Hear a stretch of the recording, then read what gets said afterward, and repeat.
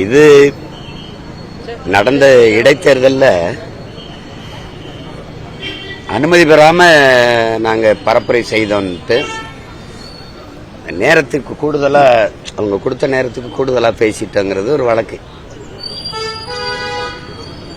இந்த நாட்டில் கள்ள வாக்கு போடுவது, வாக்குக்கு காசு கொடுப்பதெல்லாம் குற்றம் இல்லை. அனுமதி பெற்று தான் நாங்க செய்யறோம். அனுமதி பெற்று தான், அனுமதி பெறாம எப்படி போய் வாக்கு சேகரிக்க போவோம்? ஒரு வழக்குன்னா ஒரு முறை இருக்குல்ல. ஒவ்வொரு ஆள் மேலேயும் 7 வழக்கு 8 வழக்கு,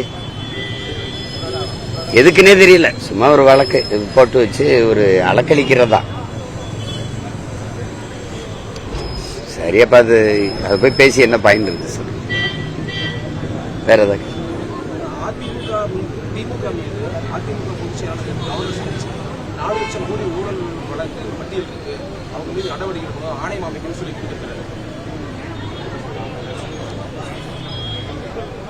இந்த கட்சிகள் கொடுக்கிற குற்றச்சாட்டை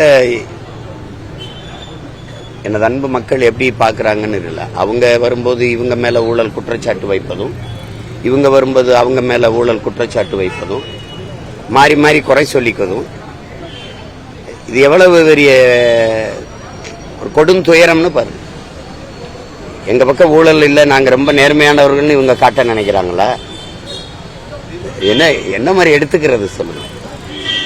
இது ஒரு தேர்தல் வரும்போது இது ஒரு வழக்கமா நடக்கிற ஒரு வேடிக்கை தான். திருவிழா காலங்களில் ஒரு வேடிக்கை காட்டுவோம்ல, ஒரு விழா, ஒரு நாடகம் போடுவோம்ல, அது மாதிரி ஒரு நாடகம். இத நம்ம பார்த்து ரசிச்சு சிரிச்சுக்கிட்டு போக வேண்டியதுதான். வேற என்ன செய்யுது?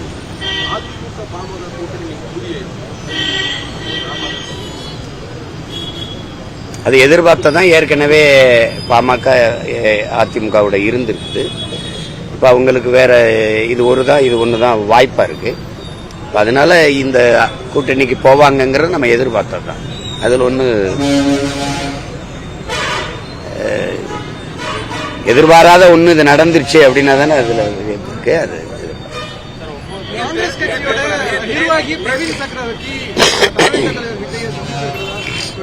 காங்கிரஸ் கட்சி தலைவர் வந்து நாங்க கூட்டணியில பலமாக இருக்கோம், எந்த ஒரு சங்கடங்களும் இல்லை அப்படின்னு சொல்லி நிர்வாகிகள் ஒரு தெளிவான ஒரு முடிவுக்கு ஒரு கருத்து இருக்கும், ஒரு பதில் இருக்கும். குழப்பத்துக்கு இருக்காது. இப்ப இந்த குழப்பத்துக்கு பதில் சொல்ல முடியாது நம்ம. புரியுதா உங்களுக்கு? அதை போய் நம்ம பேசிட்டு வேண்டியது இல்லை. ஐயா, நீங்க என்ன இல்லாத சிலது அறிவிக்கல. இப்ப தங்கச்சி வந்து பவானியில போட்டிடுது, அது சொல்லல. அந்தியூர்ல போட்டிடுறாங்க, அது சொல்ல. தம்பி கொண்டு வந்து விடல. இவரு முடக்குறிச்சியில போட்டிடுறாரு தம்பி அருண், அது சொல்லல. 21 பிப்ரவரி 21 மாநாட்டில் மொத்தமா 234 அறிவிப்போம். அதனால அது சொல்லல. இப்ப எல்லாம் தேர்வு பண்ணி அப்படி இருக்கு. அங்கங்க வாய்ப்பு கிடைக்கும் போது சொல்றோம். வேலையை பிள்ளைய முன்னாடி செய்யட்டுங்கிறதுக்காக 21 மொத்தமா அறிவிப்போம்.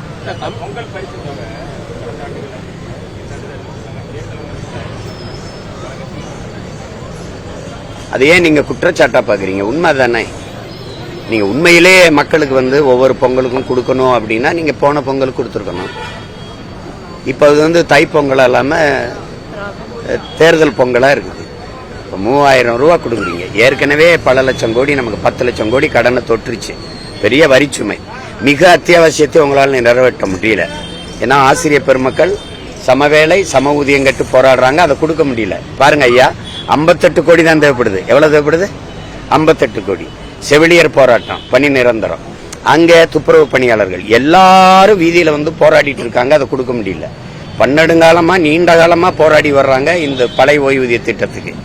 அதே ஜாக்டேஜியோ போராடிட்டு இப்ப தேர்தல் வரும்போது எப்படி பிப்ரவரி இறுதியில அறிவிச்சிருவான் தேர்தலை.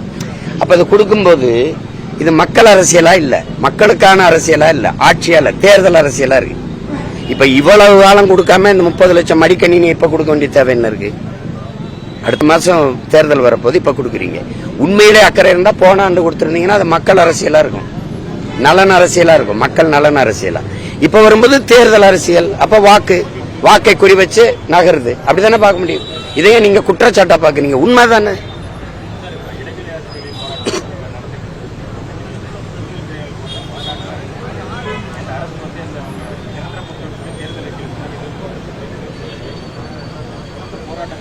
இல்ல, அமைப்பு வலுவா இருக்கிறதுக்கு அது கவனம் செலுத்துது. ஜாக்டோஜியில வந்து 60 லட்சம் வாக்கு கிட்ட இருக்கு உங்களுக்கு, அதனால அது கவனம் செலுத்துது.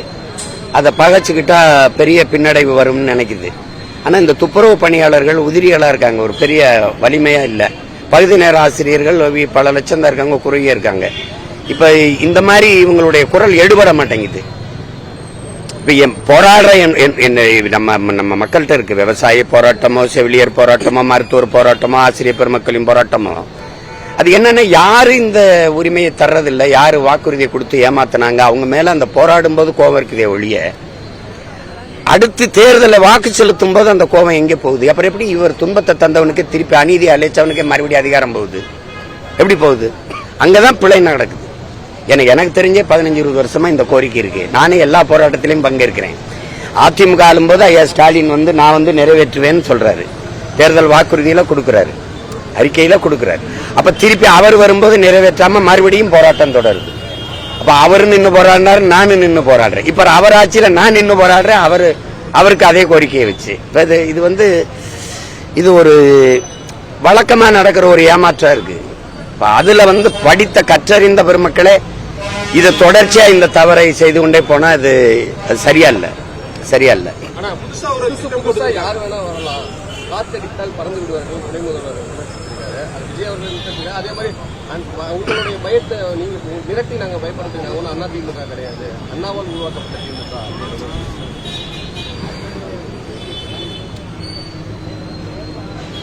பயம் இல்லாம இந்த வார்த்தை வர வேண்டியதில்லை. நீ என்ன பெரிய ஆளா அப்படின்னா, நான் பெரிய ஆள் இல்லையே, பேசாம போக வேண்டியதானே. அண்ணாவால உருவாக்கப்பட்ட திமுகன்னு அவருக்கு வேணா தெரியாம இருக்கலாம், சொல்லி கொடுத்து சொல்லலாம். உலகத்துக்கே தெரியும் திமுக உருவாக்குனது அண்ணா தானே. இதெல்லாம் அவர்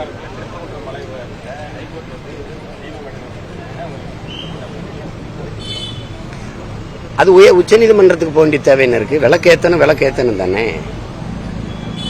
நீங்க விளக்கேத்து, நீங்க உங்களுக்கு இறை வழிபாட்டை மறுத்து இருந்தா, நான் முருகன் திருமுருக பெருவிழாவை எடுக்கும்போது என்னைய எளிவா நீங்க முரசொல்லியிலேயே கட்டுரை எழுதுனீங்க, பேசுனீங்க. அப்புறம் ஏன் முருகன் மாநாடு போட்டீங்க?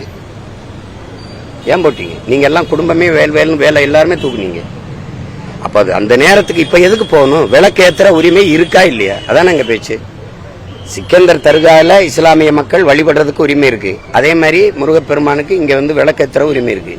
ஒரு அரசு என்னவா இருக்கணும்? உங்களுக்கு தெரியும், தமிழன் அறம் சார்ந்தவன், தமிழ் பேரன்பின் தாய், எல்லாருக்கும் சம அன்பை தருவான்.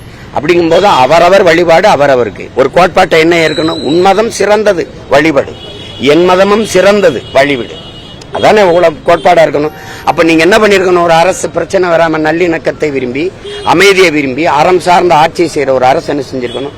இருமத பெரியவர்களை அழைச்சு, உங்க வழிபாட்டுல இவங்க தலையிடக்கூடாது, இவங்க வழிபாட்டுல நீங்க தலையிடக்கூடாது, அவரவர் வழிபாட்டை போற்றுங்க, அரசு உங்களுக்கு துணை நிற்கும். நீங்க விளக்கேத்தணுமா, அறநிலைத்துறை வருது. நீங்க கிடாவெட்டி கந்திரியாக்கி சிக்கந்தர் தர்கால வழிபடணுமா, அரசு உங்களுக்கு துணை நிற்குது. அவரவர் வழிபாட்டை நீங்க அமைதியா போற்றுங்க, யாருக்கும் இடையூறா இருக்காதீங்க, போங்க. இது மண்ணின் மாண்பு, அதை கடைப்பிடிங்க. இவ்வளவுதானே. அதை நீ போய் நீ அங்க உயிர் பலியிடுறதுக்கு அங்க இடம் இல்லை, அங்க அனுமதி இல்லைன்னு அறநிலைத்துறை ஒரு இதை போட்டதுனால வந்த பிரச்சனை. அந்த காவலர் கிடாய் வெட்ட போகும்போது பிடிக்கிறான். நேத்து வெட்ட போகலையே, பல நாளா வெட்டுறங்கிறாங்களே, ஏன் தடுத்த? நீ விரும்பி இந்த பிரச்சனையை உருவாக்குற. இப்ப இது ஒரு நொடியில தீர்த்திருக்க முடியாது. அப்ப நான் சொன்னதை செஞ்சு ஒரு நொடியில தீர்க்க முடியாதா? எதுக்கு இந்த 2 வருஷமா, இந்த 6-7 மாசமா இந்த பிரச்சனை ஓடிட்டு இருக்கு? அப்ப திட்டமிட்டு தேர்தல் வரும்போது திமுக நினைக்குது இஸ்லாமிய வாக்கள் மொத்தமா தனக்கு வரணும்னு நினைக்குது. இப்ப நீங்க என்ன நடக்குது நாட்டுல? அரசியல் கிறிஸ்தவர் இஸ்லாமியர் திமுக எங்களுக்கு பாதுகாப்புன்னு நினைக்கிறாங்க, இந்துக்கள் பாரதிய ஜனதா எங்களுக்கு பாதுகாப்புன்னு நினைக்கிறாங்க. இப்ப இந்த அரசியல் தவிர்க்க முடியாத மாறிக்கிட்டு இருக்கு. அப்ப 2 பேருமே தேர்தல் தேவைக்காக நீங்க இந்த பிரச்சனையை கையில் எடுக்கிறீங்க. என்னமோ எங்க முருகன் முந்தா நாள் தான் வந்த ஒரு இறை போலவும், அந்த திருப்பரங்குன்றத்துல நேத்து தான் கோயில் கட்டி முடிச்சிருக்கிறது போலவும் புரியுதா உங்களுக்கு? அப்ப பல ஆண்டுகளா வழிபட்டு இருந்தது. இப்ப நீங்க போன ஆண்டு முருகன் மாநாடு நடத்தும் போது கூட நீங்க விளக்கேத்தலையே. ஏன் இப்ப விளக்கேத்தணும்? தேர்தல் வரும்.